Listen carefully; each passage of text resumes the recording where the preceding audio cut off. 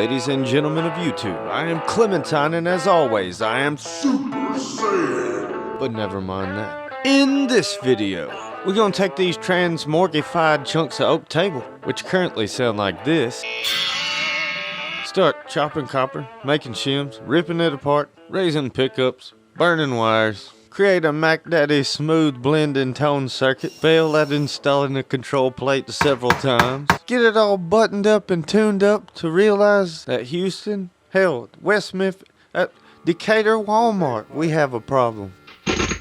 But we still gonna rip it anyway.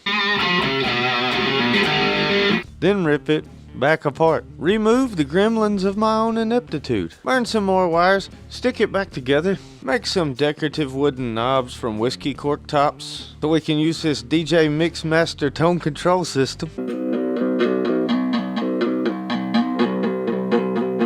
Strap buttons and string trees. We'll hook up a few different amp and speaker combos and see what this thing can really do after all these years. If this sounds like something you might be interested in, stay tuned. Roll bean footage. Drop it.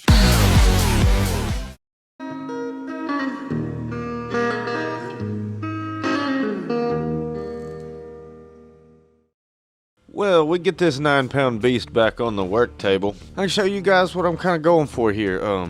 This is just a regular blank Telecaster control plate that I've drilled 3 equally spaced holes in. And in 2 of them, there's 500K brass CTS pots. And in the 3rd hole, a Les Paul pickup selector switch. And then on those knobs, we'll put some cherry liquor bottle corks, just to go for an old school classic rat rod kind of look like this. And to complete an ongoing theme throughout this entire project, let's take the strings back off of it. Now I need to measure the dimensions, width and height of this chrome and brass roller nut, because the only way to raise it to get a desired string height at the 1st fret would be to make a shim of some sort. So that's why I'm using the hardened tips of my calipers to score this soft copper sheeting. That gives me a nice precise little scratch to follow with the shears, then a nice little score line to use when bending it over and clamping it flat, because this will be a 2-layer double thick copper shim. Poke and drill 2 holes in that thing and reinstall it, tune a string up on there,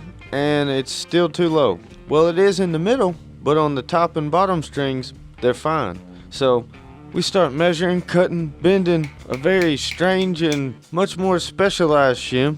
This one is more biased toward the neck side of the nut and is also thicker in the center than it is on the edges to help the chrome zinc roller nut kind of bend a little in the middle and more closely match this deep radius of this compound fretboard. Adjust this bridge up a little bit, slap some strings on it, and this action height is A-OK. Well, isn't that pretty? Well, that's good, because now we can start ripping all the pickups out of it. And the reason for this is, as a viewer stated in the comments of the last video, these pickups are too low. They need to come up a good bit. So I just need to take them all loose and pull them up where I can feed some wire. The wires on these are very tight. Then I just cut some little chunks of work floor mat. Put that little foam block under the pickup between the 2 screws. Screw them down in there, which proved to actually be pretty dang hard with these little ones. I think I got several takes of me trying to get that one in. But after I got both of those situated, the Big Mama P90 went right down in there perfectly. And man, look at this shot. Don't it look like I'm working on some kind of fine cello or something? And now it's time to burn some wires, and it looks like some kind of scene from Unsolved Mysteries. The man was seen working on a mysterious object. Speaking of mystery, I know some of you would like to actually see what I'm doing here and also know what the wiring diagram is of this guitar. So here's exactly that. So the neck pickup, or I guess I should say pickups, are 2 separate little 3-pole mini coils. And then under that is a big giant single coil. For more information, specs, and full build videos of these pickups, you also hear demos of them wired in many different configurations. You can click the card to the playlist in the corner of the video here. There'll also be a link to the playlist in the description. What I'm doing for wiring here is taking a blank Telecaster control plate and put 2 500K CTS pots on it and a regular Les Paul pickup selector switch. These little pickups each have their own coax wire, so that's a bare shield and a center conductor.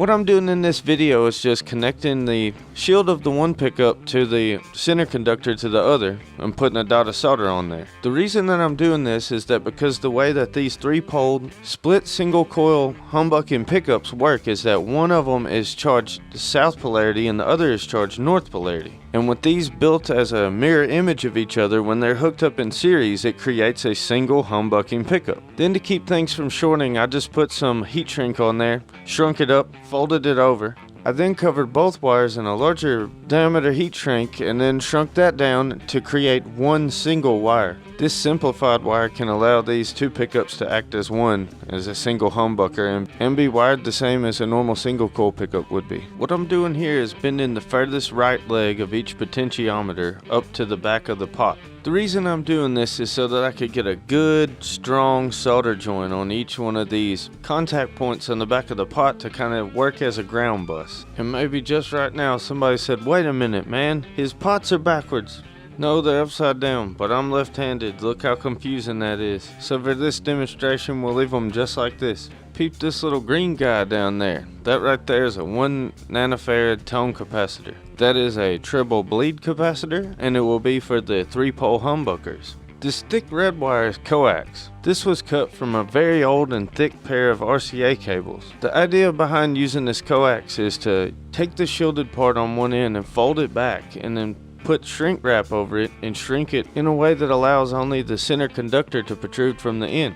Now when you install it and solder it into place, you can ground the one end on the back of the pot, and this will create an electromagnetic shield around the entire signal wire to the switch and reduce buzz and hum that would be caused by electromagnetic noise from bad wiring and lights and stuff entering your signal wire. The purpose of these two red wires are to carry signal from each of the individual pickups to the pickup selector switch. Then we'll take this big old thick yellow RCA cable and install the center conductor of that to the output of the pickup selector switch. The ground shield portion of the coax was hooked to the body of the selector switch. As you can see here, there's also been a small green wire placed from the ground point on the back of one of the pots to the ground lug on the metal body of the selector switch. A blue wire was also placed in the same fashion from one potentiometer grounding point to the other, and these are acting as main ground wires. So now the control plate is done. We can start to thread it through the output hole and start to drop her down into the guitar. And this always was the Mythbuster guitar, so let's show you a myth alert. So you can see there's a treble bleed cap here.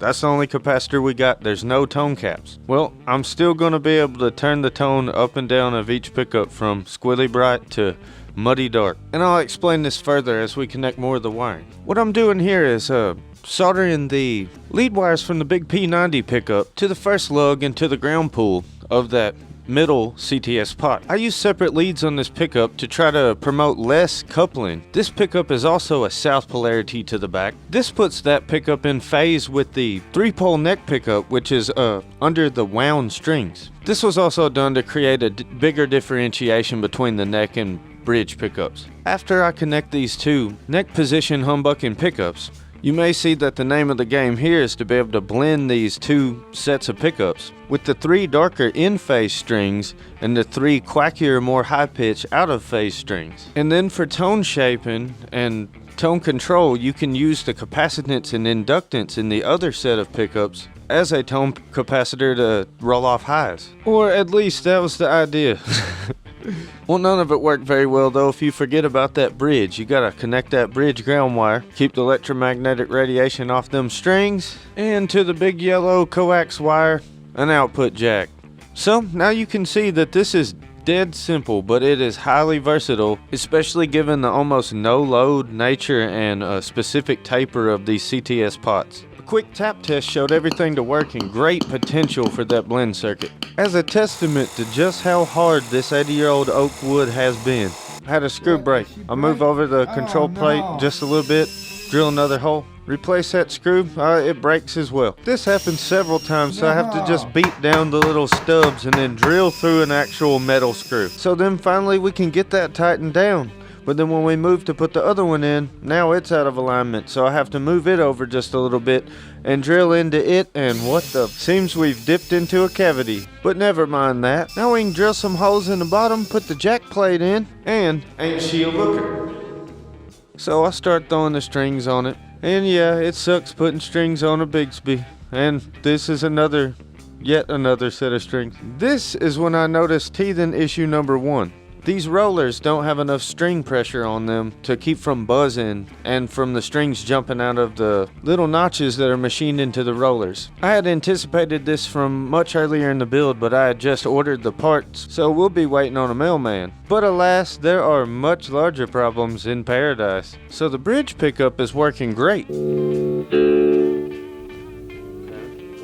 but it's not blending right with the neck pickup.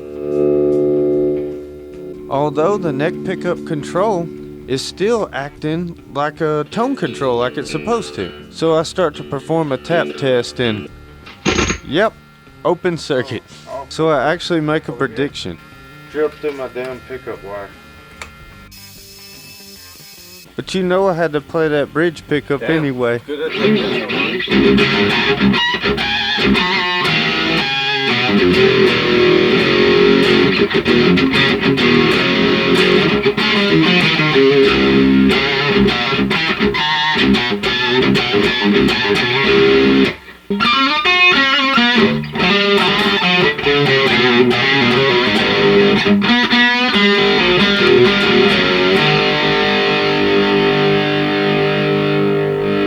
And it's time to take it all back apart again. Starting with flipping that control plate to try to see if we can find what's broken in there. Nothing visually wrong. Let's take the strings off of it again. Once we pull that big giant P90 out of there, we can snip those 2 wires that go to the neck pickups. And my prediction? Drilled through my damn pickup wire. Well, that appears to be right. Drilled right through the middle of my pickup wires. So I reattached them to a yellow piece of coax. Got a piece of heat shrink drawed down on there real good. I then soldered that coax to the neck pickup volume pot. We can now quickly reinstall the control plate, perform yet another tap test, which once again checks out just fine. Now we can reinstall that P90 and start to straighten and tighten the strings once again. And now I can finally show you guys the blending tone magic of this simple circuit.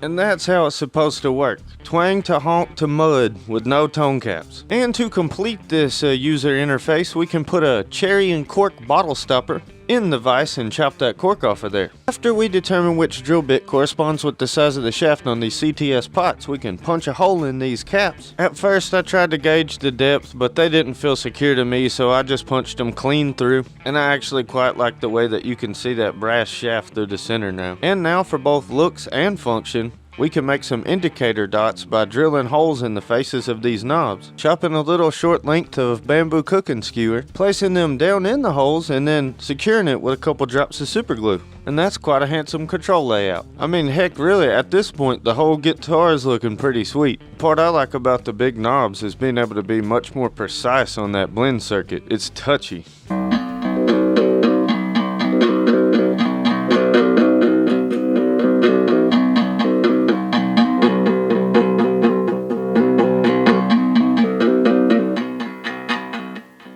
I will fully admit that after what happened with that control plate, I was scared as hell putting them strap buttons on. You can see in the background, I was using wax from that little candle to try to keep the screw from breaking. I couldn't over drill these holes either because this guitar is like 9.5 pounds, so it would rip out and fall. Luckily though, everything went fantastic. Shortly after that, the roller string trees were delivered through the mail. I was also quite nervous putting these in as well because these are super tiny little screws.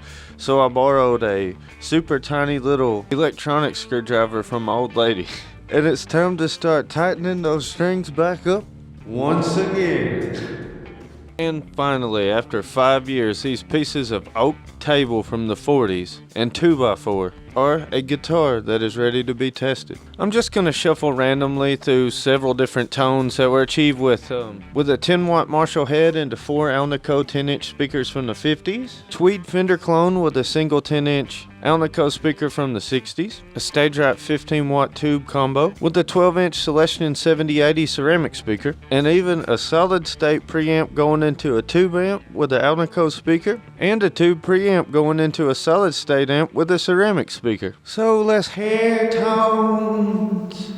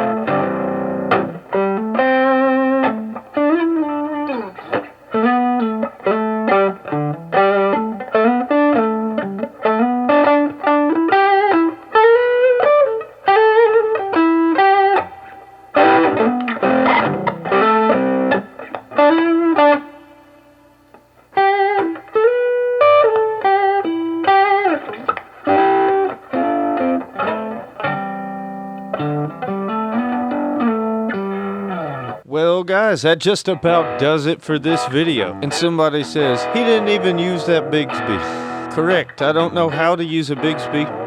At least not in any musical fashion. As well, it worked perfectly fine without the string trees and with the old strings, but with the new strings and the string trees in place, not so much. So as for right now, that Bigsby's not staying in tune thing is not busted. If you found this educational and entertaining in any way, please like and maybe subscribe. Thank you to those of you that stuck around this long. Here's a clean Teletwang montage.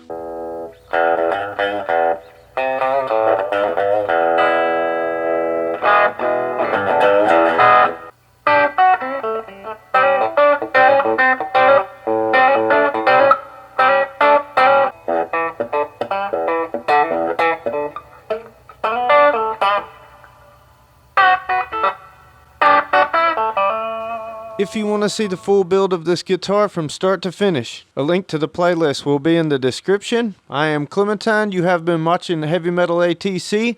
Till next time!